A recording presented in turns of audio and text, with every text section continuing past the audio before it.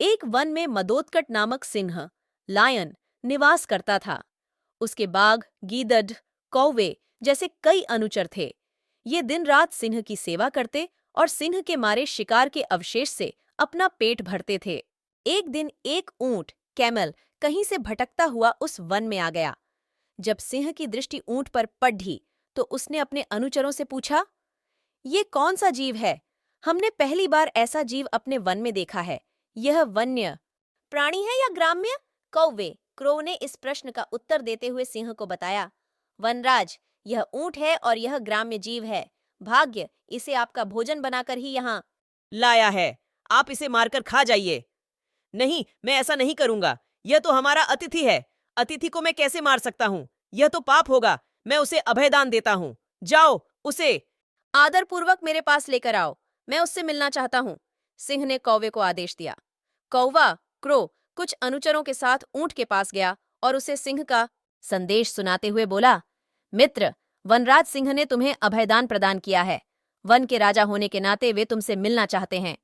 अभयदान की बात सुन ऊंट कौवे और अन्य अनुचरों के साथ सिंह के पास आ गया।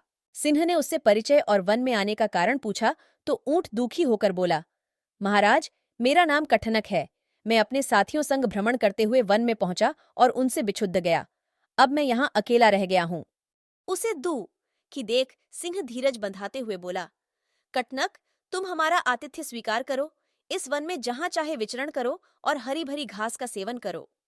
कथनक सिंह की आज्ञा का पालन कर वहीं रहने लगा।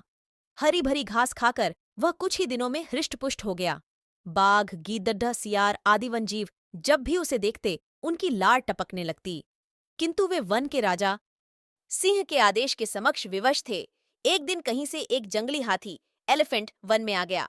अपने अनुचरों की रक्षा के लिए सिंह को उससे युद्ध करना पड़ता था। दोनों के मध्य घमासान युद्ध हुआ।